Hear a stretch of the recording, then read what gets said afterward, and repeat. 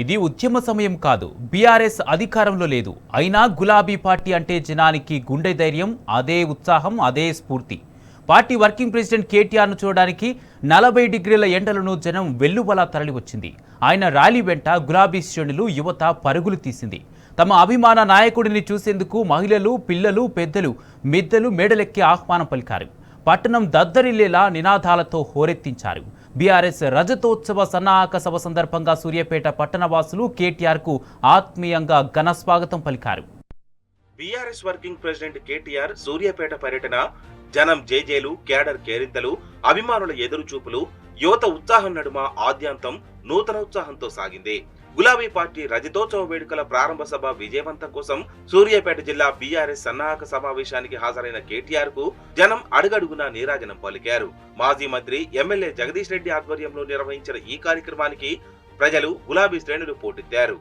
దారి పొడవునా పార్టీ నేతలు, కార్యకర్తలతో పాటు సామాన్య జనం సైతం కేటీఆర్ రాక పట్ల అమితాసక్తిని చూపారు. ఇక సూర్యాపేట పట్టణ ప్రజలు ఆత్మీయ పలకరింతలకు కేటీఆర్ అభివాదం చేస్తూ, నమస్కరిస్తూ ముందుకు సాగడం ఎంతగానో ఆకట్టుకుంది.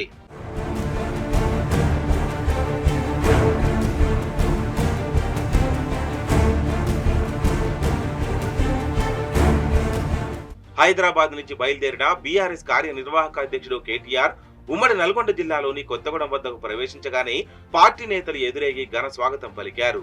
చౌటప్పల్, చిట్యాల, నాకెట్పల్లి, కట్టంగూర్, నగరకల్ లాంటి చోట్ల మాజీ ఎమ్మెల్యేల ఆధ్వర్యంలో పార్టీ నేతలు కేటీఆర్ ను స్వాగతించారు. సూర్యాపేట పట్టణంలోని క్రాస్ రోడ్స్ కు చేరుకోగానే జిల్లా నలుమూలల నుంచి వచ్చిన వేలాది మంది జనం ఆయన కోసం ఎర్రటి ఎండలో ఎదురు చూస్తూ కనిపించారు. కేటీఆర్ కాన్వాయ్ ని చూడగానే సీఎం సీఎం అంటూ పెద్ద పెట్టున దిక్కులు పిక్కటిల్లేలా నినదీస్తూ బీఆర్ఎస్ శ్రేణులు స్వాగతం పలికారు. అక్కడి నుంచి పట్టణంలోని కేటీఆర్ ను బైకులపై ర్యాలీగా తీసుకెళ్లారు. బస్టాండ్ నుంచి కేటీఆర్ తన కారు సన్ రూఫ్ నుంచి మంత్రి జగదీష్ రెడ్డితో కలిసి ప్రజలకు అభివాదం చేస్తూ ముందుకు సాగారు.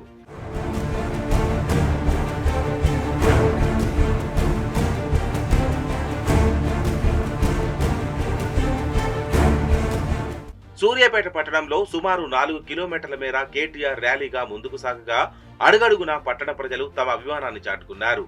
వేలాది మంది యువత బైకులపై ముందు వరుసలో ఉండగా వారి వెనకాలే వాహనంలో కేటీఆర్ అభివాదం చేస్తూ ముందుకు సాగారు.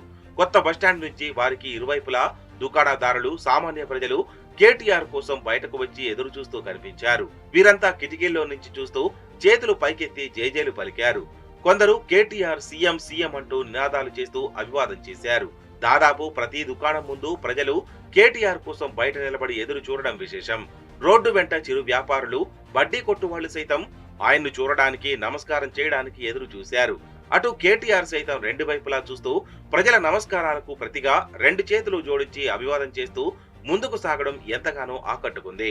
ఇక గండూరి బ్రదర్స్ కు చెందిన కాంప్లెక్స్ వద్దకు కేటీఆర్ ర్యాలీగా చేరుకున్నప్పుడు కాంప్లెక్స్ లోని కస్టమర్లు బయటకొచ్చి జేజేలు కొట్టి తమ అభిమానాన్ని చాటుకున్నారు.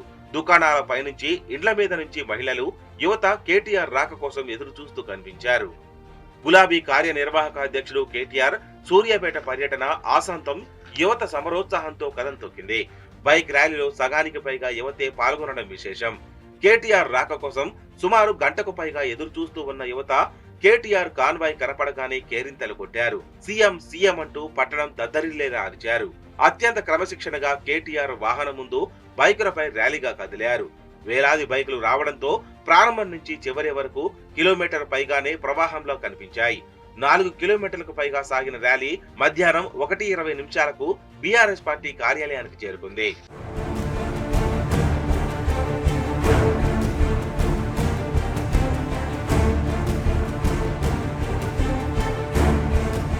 బీఆర్ఎస్ వర్కింగ్ ప్రెసిడెంట్ కేటీఆర్ ర్యాలీకే కాదు, సభలో ప్రసంగానికి సైతం ప్రజల నుంచి అద్భుతమైన స్పందన కనిపించింది.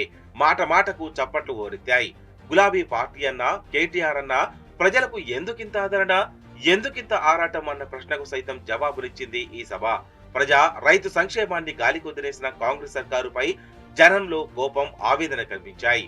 సేవ్ తెలంగాణ రామన్న అంటూ ఓ మహిళ ప్లక్కర్డ్ పట్టుకుని తనలో తానే కన్నీరు మున్నీరవుతూ కుమిలిపోతున్న దృశ్యాలు అందరినీ ఆలోచింపజేశాయి. నీళ్లు రాక పంటలెండిన దుఃఖం ఆమెలో పొంగి పొర్లింది. రాష్ట్రంలో వర్తమానమేమిటో, భవిష్యత్ ఏమిటో ఈ దృశ్యంతో పాటు కేటీఆర్ పర్యటనకు వచ్చిన స్పందనే చెప్తోంది.